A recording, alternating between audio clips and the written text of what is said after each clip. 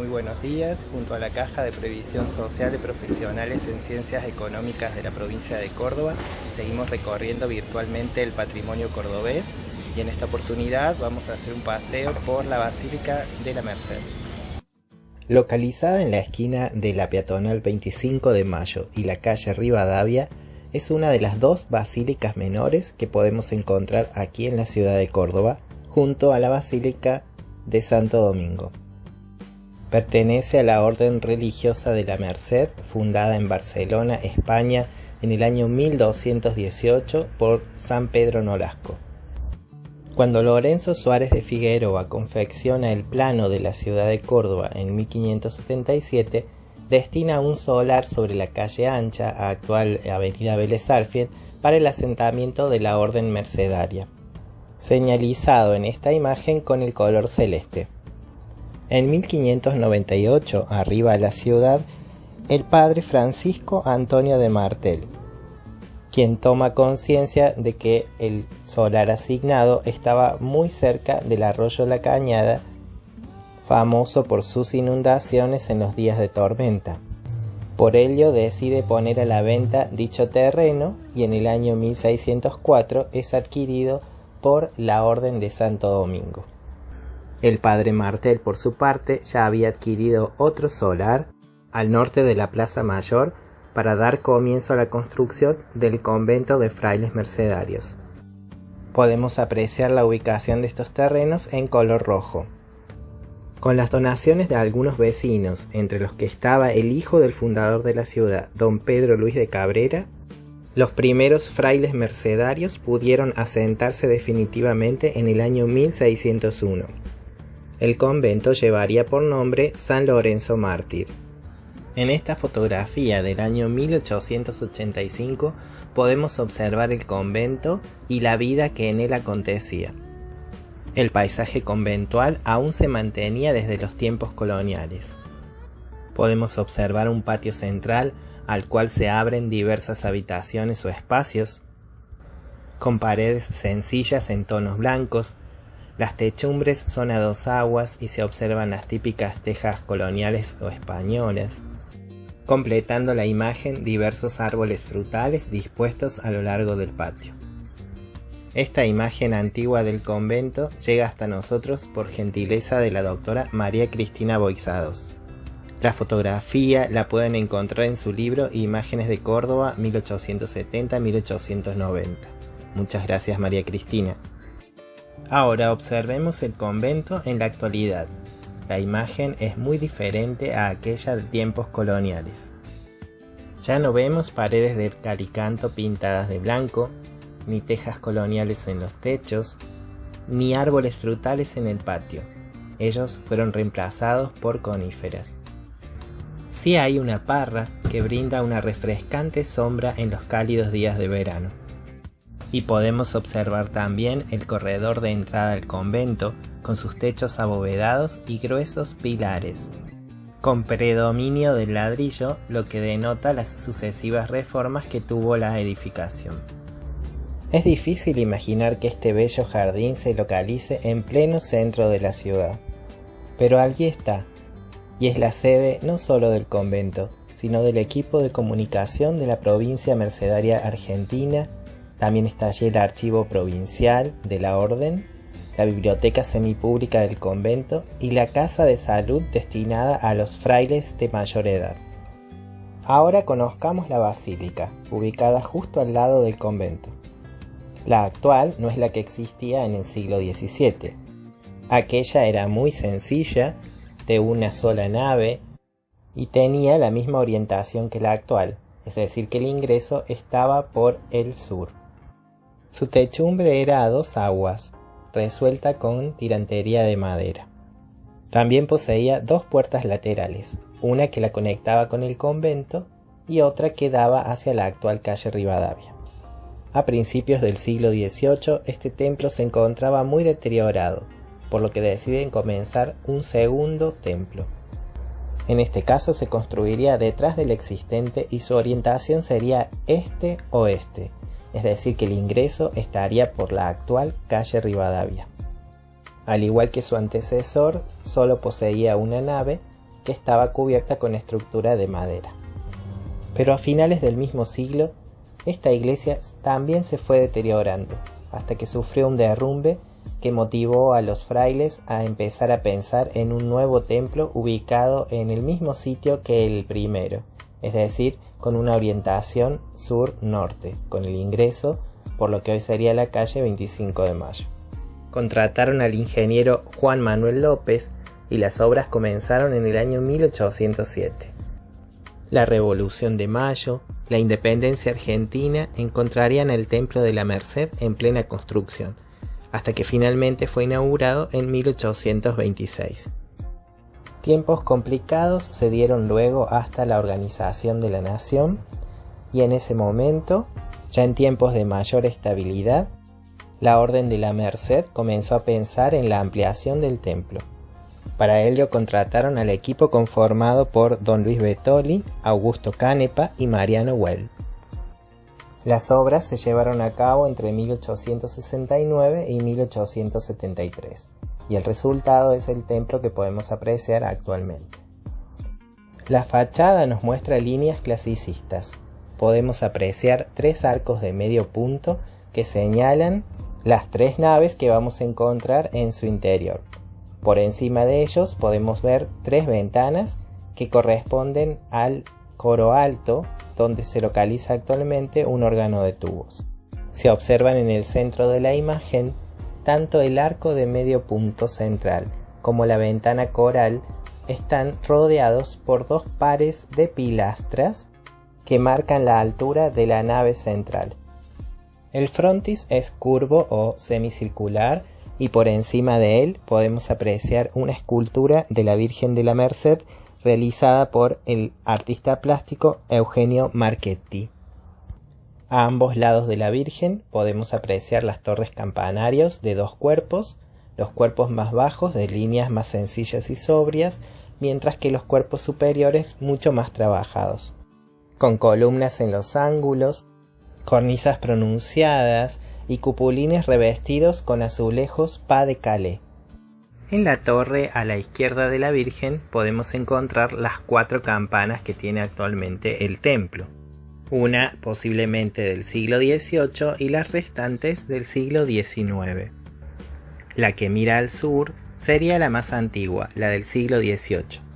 Es conocida como la campana verde o la campana de la Virgen. Según la tradición, es una campana que vino de Roma, traída a Córdoba por la familia Allende en el siglo XVIII. Tiene un peso aproximado de 881 kilos. La campana que da al norte es conocida como la campana de San Pedro Nolasco, fundador de la Orden Mercedaria. Dataría del año 1854 y su origen sería la ciudad de Génova. Tiene un peso aproximado de 562 kilos. La que mira al este está consagrada a San Pedro Pascual y posiblemente sea del año 1878. Es la más pequeña de todas y tiene un peso aproximado de 264 kilos. La campana que mira al oeste es la única que posee fecha de fundición, es el año 1878 y está consagrada a San Ramón Nonnato. Tiene un peso aproximado de 614 kilos.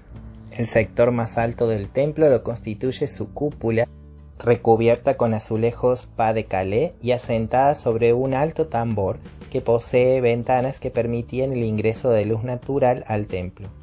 Ahora echemos un vistazo al interior del templo. Podemos apreciar que continúa con las líneas neoclásicas italianizantes.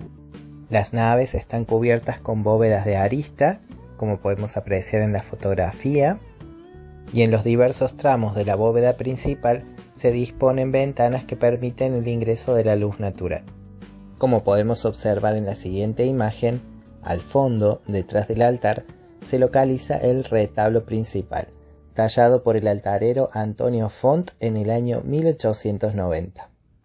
Para la confección del mismo utilizó partes del retablo existente en la iglesia, y el estilo del mismo se inspiró en el antiguo tabernáculo jesuítico que hoy se localiza en la iglesia de Villa Tulumba.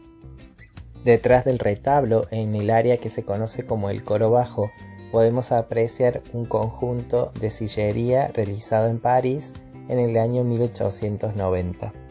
Una imagen de la Virgen de la Merced se ubica en el centro de la sillería, como podemos apreciar en la imagen.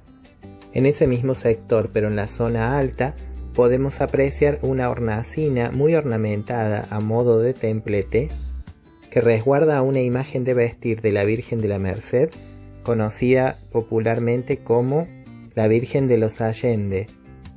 La imagen dataría del siglo XVII, pero sería traída a Córdoba un siglo después por la familia Allende, junto con la campana denominada la Campana de la Virgen, a la cual ya hicimos referencia. Otro elemento a destacar muy próximo al altar es el púlpito, que data del siglo XVIII. Está realizado en madera y cubierto con la técnica del dorado a la hoja. La parte superior del mismo, conocido como tornavoz, tiene forma de concha marina, mientras que la parte inferior está ricamente ornamentada con filigrana y posee forma hexagonal. En la cara frontal de dicho hexágono podemos ver una imagen tallada de Santo Tomás de Aquino, mientras que en las 4 caras que lo rodean podemos apreciar las esculturas de los 4 evangelistas. En la imagen podemos apreciar, bien en el sector de la izquierda, a San Mateo, luego a su lado San Marcos y finalmente en el sector de la derecha a Santo Tomás de Aquino, como ya habíamos mencionado. Otro elemento para destacar es el órgano de tubos que se ubica en el coro alto del templo. Construido en Brescia, Italia, en el año 1875 por Giovanni Tonoli. Su fachada está dividida en 3 nichos, uno central y 2 laterales, separados por columnas dóricas, con base y capiteles tallados a mano. La Orden de la Merced lo adquiere a través de la Casa Poggi, un comercio introductor de instrumentos musicales, comandado por don Alberto Poggi. Actualmente se acciona a través de un sistema mecánico neumático. Ahora hagamos un breve recorrido por las naves laterales y sus altares. Imaginemos que entramos a la iglesia por el sector de la izquierda. Allí nos encontraremos con el altar de Nuestra Señora de la Merced, realizado en el año 1920 por Ángel Castaño. Fue realizado con ónix traído desde San Luis.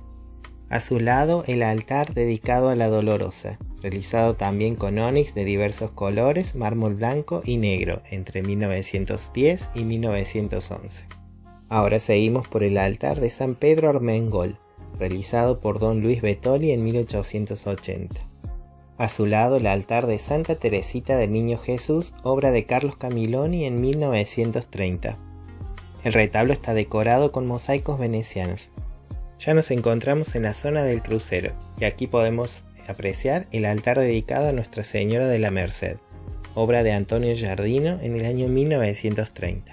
El artista trabajó con grandes bloques de ónix verde procedente de la provincia de San Luis, que habían sido premiados por su singularidad en la Exposición Internacional de Filadelfia del año 1926. A continuación podemos apreciar el retablo de San Pedro Nolasco, realizado en 1920 por el artista Antonio Giardino. Ya estamos en la zona del altar principal y ahora nos dirigimos nuevamente en sentido hacia la puerta. Y nos encontramos con el altar de San José y el Niño Jesús, obra también de Antonio Giardino, realizado en 1923. A continuación, el altar del Sagrado Corazón de Jesús, realizado en 1955 en ónix verde y obra también de don Antonio Giardino. Continuamos por el altar de San Ramón Nonnato, que data del año 1913. A su lado el altar del Calvario, realizado en 1890. En imagen vemos el altar de San Serapio, realizado por don Luis Betoli en 1880. Luego Nuestra Señora de las Gracias, retablo de madera dorada y policromada, realizado en 1922. Y nos despide del templo el altar de San Cayetano, obra de Ángel Castaño, realizado en ónix, mármol blanco y negro en el año 1920. Saliendo del templo y caminando por la calle Rivadavia encontramos 60 metros de muro dedicados a la obra Epopeya, un conjunto de 26 murales cerámicos realizados por el artista Armando Sica entre 1966 y 1969, con motivo de las actividades especiales por el cuarto centenario de la fundación de la ciudad de Córdoba. La obra no sigue un orden cronológico, pero va relatando hechos de la historia. El primer mural es uno de los más altos, con 7,5 metros.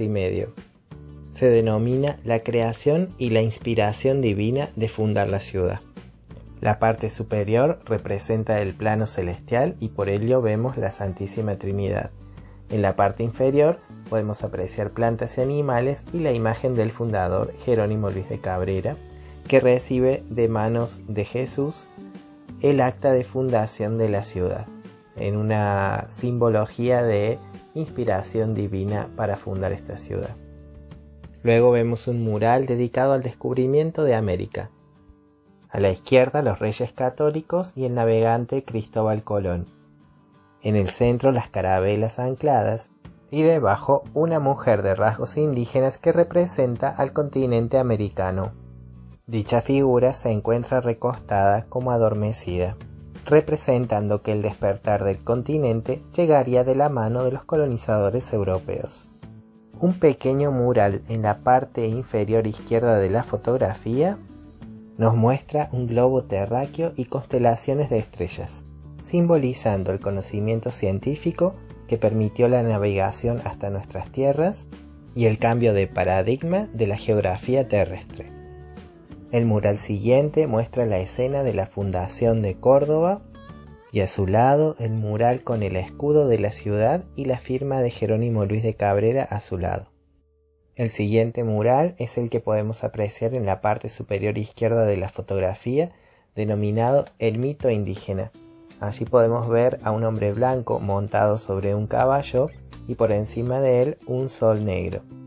Esto representa el destino que devendría para varios pueblos originarios de la mano del hombre blanco. En la parte inferior derecha de la fotografía podemos apreciar una serie de armas que garantizaron el éxito de la conquista. Y en la parte inferior izquierda, un pequeño mural alude a las 7 partidas de Alfonso el Sabio, el compendio jurídico que regía antes de las leyes de Indias y que estaba vigente en el momento en que se fundó la ciudad de Córdoba. El siguiente mural alude a las principales órdenes religiosas que se asentaron en la ciudad de Córdoba: mercedarios, dominicos, jesuitas y franciscanos. Luego vemos el mural donde se grafica el primer plano de la ciudad, diseñado por Lorenzo Suárez de Figueroa. El siguiente mural representa los poderes de la ciudad: el poder militar representado en el fuerte, el poder judicial representado por el rollo y la picota y el poder religioso representado por la cruz. A continuación vemos el mural denominado Los primeros tiempos, donde vemos a una familia dedicada sobre todo a tareas rurales, las mujeres con la lana y el telar y los varones con el arado y la ganadería. Luego vemos representada la muerte del fundador de Córdoba, producto de una terrible injusticia, pero que gracias a la tenacidad de Luisa Martel de los Ríos, logró un honroso final. El siguiente mural está dedicado a la educación, tanto formal como informal. Por un lado podemos ver a los alumnos de la Universidad de Córdoba, pero por el otro también podemos ver a un artesano tallando la imagen de Nuestra Señora de la Peña de Francia, en alusión al aprendizaje en oficios. Los 4 pequeños murales que se observan por debajo representan la filosofía, el latín, el derecho, las artes, las ciencias, pero también vemos el escudo de la universidad. Y en la parte superior de la imagen vemos un sol que dirige sus rayos hacia la universidad. Es el sol de la sabiduría. El siguiente mural muestra a la Córdoba del siglo XX, donde están representadas la pequeña y gran industria, pero también el comercio. El siguiente mural se denomina Córdoba en marcha hacia el futuro y muestra a un astronauta cordobés, una ciudad llena de rascacielos, pero que aún preserva los antiguos templos y sus campanarios. Cierra el conjunto de murales el espíritu del fundador mirando su obra. A orillas del río, en el mismo lugar donde la había fundado 400 años atrás. Por encima de él, 3 pequeños murales representan a Dios, la victoria, la justicia y la paz. Con esta obra cerramos el recorrido virtual de hoy, esperando que hayan pasado un grato momento. Hasta la próxima.